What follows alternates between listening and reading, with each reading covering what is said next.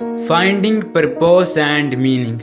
तो दोस्तों, आज हम आपको एक बहुत ही अच्छी कहानी सुनाने जा रहे हैं जिसको सुनने के बाद आपको बहुत कुछ सीखने के लिए मिलने वाला है। तो इस कहानी को जरा ध्यान से सुनिए। तो आइए शुरू करते हैं आज की यह कहानी। उद्देश्य और अर्थ ढूंढना। एक समय की बात है, पहाड़ियों और हरे भरे घास के मैदानों के बीच बसे एशफोर्ड के विचित्र अंग्रेजी गांव में एलिजा थॉर्नटन नाम की एक युवा महिला रहती थी। एलिजा अपनी उज्जवल सुंदरता और सकारात्मक मुस्कान के लिए जानी जाती थी, लेकिन उसके आकर्षक स्वरूप के पीछे जीवन में उद्देश्य और अर्थ की कमी से परेशान एक दिल छिपा था। एलिजा के परिवार के पास पीढ़ियों से स्थानीय बेकरी का स्वामित्व था।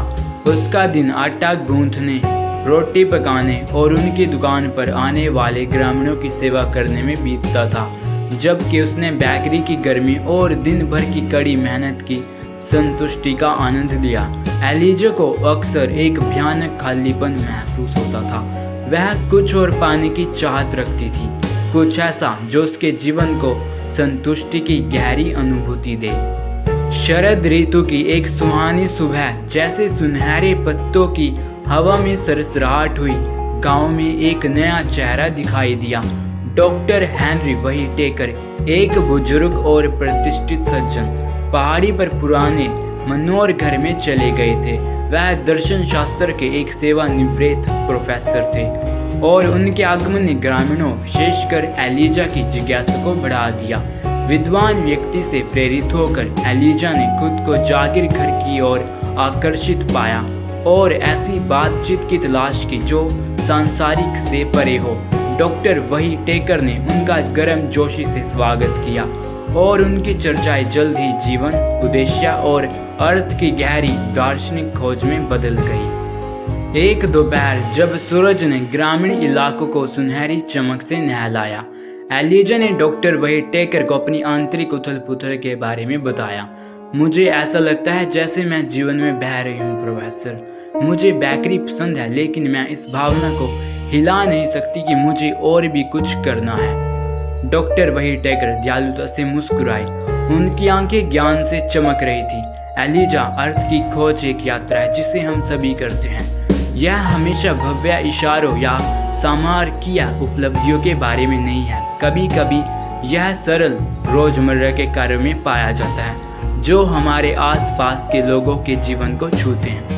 उन्होंने उसके साथ एक युवा लड़के की कहानी साझा की जिसे वह कभी जानता था, जिसने पेड़ लगाने में अपना उद्देश्य पाया। लड़के ने एक बंजर भूमि को एक समृद्ध जंगल में बदल दिया, जिससे उसके समुदाय में जीवन और खुशी आ गई। उद्देश्य, डॉक्टर व्हिटेकर ने कहा, अक्सर दूसरों की सेवा में और उनके जीवन पर हमारे प्रभाव में खोजा जाता है। उनकी बातचीत से प्रेरित होकर एलिजा ने अपनी बेकरी को एक नई रोशनी में देखना शुरू किया। उसे एहसास हुआ कि उसकी रोटी और पेस्ट्री सिर्फ जीविका नहीं थी, बल्कि ग्रामीणों के लिए आराम और खुशी का स्रोत थी।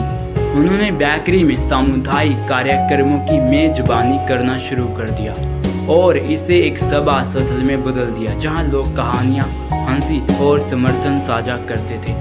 जैसे जैसे महीने बीतते गए, एलिजा के उद्देश्य की भावना गहरी होती गई। उसने देखा कि वह दूसरों के लिए कितनी खुशियां लेकर आई। जो दोस्ती पनपी और समुदाय की भावना मजबूत हुई, उसकी बेकरी एशफोर्ड का दिल बन गई, एक ऐसी जगह जहां लोगों को सांत्वना और जुड़ाव मिलता था।